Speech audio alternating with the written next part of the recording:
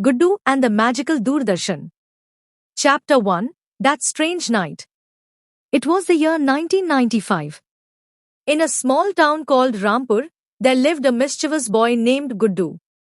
10 years old, curly hair, always bruised knees, and eyes full of mischief every single moment. His house had an old black and white TV. The antenna was crooked, the sound would sometimes disappear, but every evening, the whole neighborhood would gather in that very house to watch Ramayan and Shaktiman. One night, when Amma and Papa had fallen asleep, Guddu got up to drink water. And then, the TV suddenly switched on by itself. On the screen, only these words were written: Guddu, come inside. Anyone else would have run away. But Guddu, he was Shaktiman's biggest fan, and Shaktiman never gets scared. He slowly touched the screen. And thud! He was pulled inside. Chapter 2. The World Inside the TV. Reaching inside, Guddu's eyes went wide. It was a colorful magical world, where trees sang songs. Bicycles flew through the air. Mountains were made of Parle-G biscuits. Chitrahar tunes played from every direction. Just then, a little girl came running toward him. Her name was Miti. You are Guddu, right?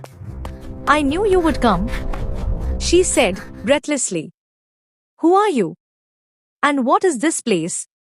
Guddu asked. This is Chitrangarh, where all the TV characters live. But our world is in danger. Chapter 3. The Dark Shadow.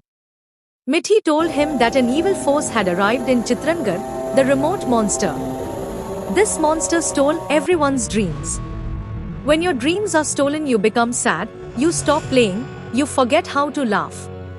That is why all the children in your neighborhood have suddenly gone quiet, isn't it? Miti said. Guddu remembered, it was true. For the past week, neighbor Rinki Didi had forgotten how to smile. Chotu had stopped playing cricket. Monu had not even flown his kite. Then what are we waiting for? Guddu clenched his fist.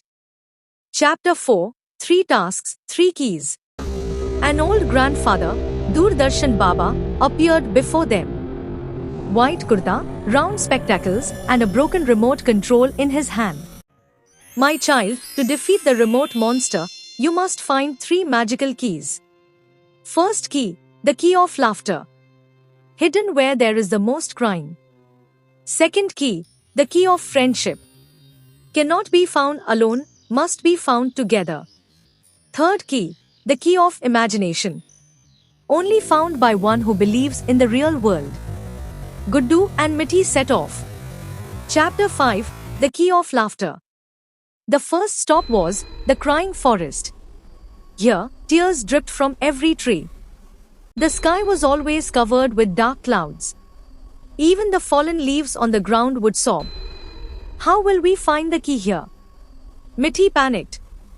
Guddu thought, then he remembered, Amma always used to say, when your heart feels heavy, do something completely silly. Guddu suddenly started acting like a rooster in front of a tree. Kukroko! Kukroko! Miti was first shocked, then she laughed, then she kept laughing louder and louder. And the moment her laughter echoed, the trees stopped crying.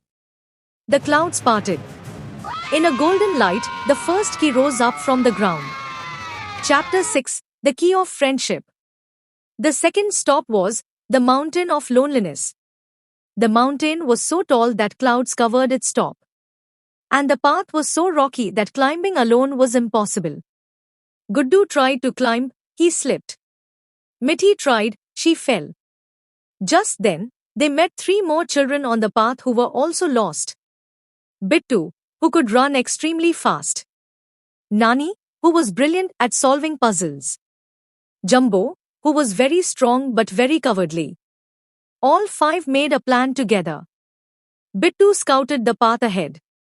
Nani pointed out where the rocks were. Jumbo held Guddu and Miti steady. And Guddu kept boosting everyone's spirit. When they reached the mountain top, the second key was found buried under a boulder, one that only 5 hands together could lift. Chapter 7, The Key of Imagination. The third stop was the strangest of all. An empty field. Nothing at all, no trees, no rocks, no path. Only a board was placed there. Only one who thinks with eyes closed can see here. Everyone else stood there confused. Guddu sat down. He closed his eyes. He thought, his neighborhood, flying kites on the rooftop, Amma's homemade halwa, gully cricket with friends, paper boats in the rain. When he opened his eyes, a golden door stood in the middle of the field. And above it was written, "Real magic is not in books, it is in memories." The door opened, the third key was found. Chapter 8, The End of the Remote Monster. With all 3 keys, everyone reached the remote monster's castle. The monster was enormous, dark, smoky, made of thousands of stolen dreams. Ha ha ha! You children cannot defeat me. Guddu smiled and inserted all 3 keys together into the broken remote, the one Doordarshan Baba had given him. The remote lit up. Guddu pressed the play button. A white light spread, and from inside the monster, thousands of colorful dreams burst out and began to fly. The monster kept shrinking, and finally turned into a small pile of ash. The return. Doordarshan Baba came and smiled. Well done, Guddu. You proved there is no magic greater than a true laugh and a true friend. Guddu's eyes filled with tears. But Baba, I have to go back, Amma must be making tea. Baba laughed. And the very next moment, Guddu was back on the floor of his own home. The TV was off. Everyone was asleep. He peeked through the window. Outside, Chotu was picking up his cricket bat, Rinki Didi was humming softly, and Monu's kite was flying high in the sky. Guddu smiled and went back to bed. After that night, Guddu always remembered one thing. The greatest magic in the world is not a remote, but a true laugh and a loyal friend. Glowing star, the end.